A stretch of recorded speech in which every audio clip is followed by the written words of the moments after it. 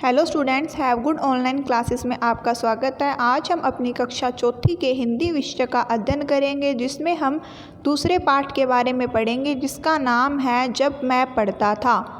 पाठ से पूर्व महान लोगों के चरित्र वर्णन और उनके व्यक्तित्व को जानकर, समझकर, उनका अनुसरण कर हम अपना जीवन संवार सकते हैं। इस पाठ में महात्मा गांधी की आत्मकथा के एक अंश का वर्णन किया गया है, जिसमें उन्होंने अपने बचपन की कुछ यादों को हमारे साथ साझा किया है। आइए पढ़कर जानें।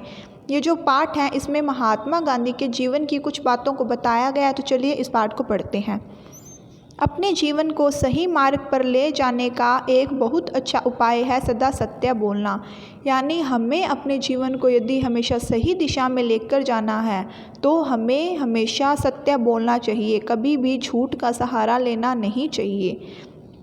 मुझे ऐसा याद नहीं है कि मैंने कभी भी किसी शिक्षक यानी कि अध्यापक, जिनसे हम शिक्षा प्राप्त करते हैं, पढ़ते हैं, या किसी लड़के से झूठ बोला हो। मैं बचपन में बहुत ही संकोची स्वभाव का था। एक बार पिताजी श्रवण की पितृभक्ति नामक पुस्तक खरीद कर लाए। पिताजी के मेज से उठाकर मैंने भी उस पुस्तक को पढ़ा। मुझे वह पुस्तक बहुत पसंद आई। इसके कुछ ही दिनों बाद गाँव में बाइस्कोप दिखाने वाले लोग आए। पुराने ज़माने में जो सिनेमा की क्लिप को दिखाने का साधन होता था, उसे बाइस्कोप कहते हैं। उसमें मैंने अपने अंधे माता पिता को बहगी पर बैठाकर 4 धाम की यात्रा पर ले जाने वाले श्रवण कुमार का चित्र देखा। अब इन बातों की मेरे मन पर गहरी छाप पड़ गई। मैंने अपने मन में निश्चय कर लिया कि मैं भी श्रवण की तरह बनूंगा। इसके बाद मैंने सत्य हरिश्चंद्र नामक नाटक देखा। मुझे वह बहुत पसंद आया। बार बार उसे देखने की इच्छा होती। हरिश्चंद्र के सपने मुझे रोज़ाना आने लगे। बड़ी गहराई तक मैंने मन में यह बात बैठ गई कि सभी को हरिश्चंद्र की भांति सत्यवादी होना चाहिए। स्वयं अपने लिए तो मैंने यह तय ही कर लिया कि चाहे जीवन में हरिश्चंद्र की भांति कष्ट ही क्यों ना उठाना पड़े, पर सत्य को कभी नहीं छोड़ूंगा। यानी यहाँ पर गांधी जी के बारे में हमें बताया गया है कि जो गांधी जी हैं, उन्होंने एक पुस्तक पढ़ी थी, श्रवण की पितृभक्ति, जिसको पढ़कर उन्हें बहुत सी प्रेरणा मिली।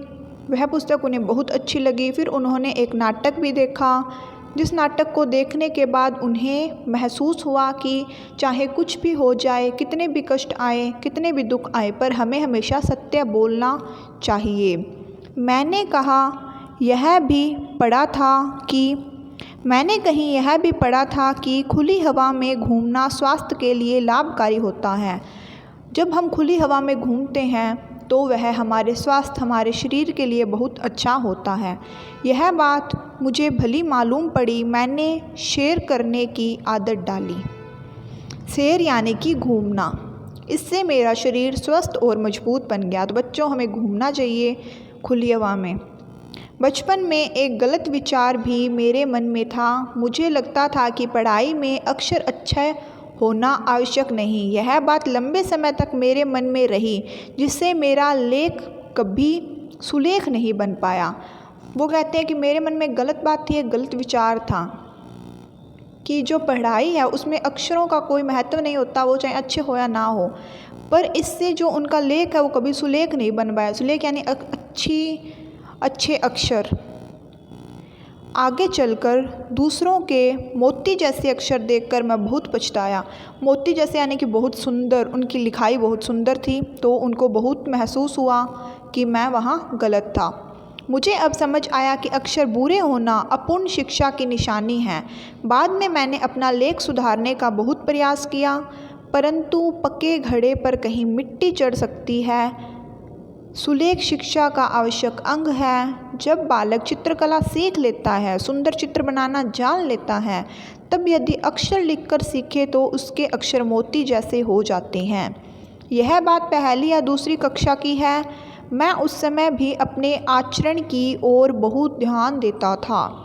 यदि मुझसे कोई भूल होती या मुझसे कोई ऐसा कार्य जिससे शिक्षक मुझे दंड यानी कि सज़ा दे, तो यह मेरे लिए असहनीय हो जाता है और मेरी आंखों में आंसू भर आते हैं। असहनीय मतलब कि सहन न होना, योग्य न होना। मुझे याद है कि एक बार मुझे किसी कारणवश शिक्षक से मार खानी पड़ी। कारणवश यानी कि कोई कारण, कोई वजह। मुझे मार का उतना दुख नहीं था, परंतु मैं दंड का पात्र समझा गया। इस बात का मुझे बहुत दुख था। यानी उन्हें अपने शिक्षक, अपने अध्यापक द्वारा मारे जाने का कोई दुख नहीं था, पर उन्हें वह दंड के पात्र माने गए, उन्हें इस बात का दुख था। तो बच्चों, इस पाठ से यही शिक्षा मिलती है कि हमें हमेशा सत्य बोलना चाहिए ताकि हमारा जीवन एक अच्छा जीवन बन सके और हमें अपने आचरण पर ध्यान देना चाहिए। Thank you students. कल हम इस चैप्टर के प्रश्न उत्तर करेंगे। ठीक है। Thank you students. Have a nice day.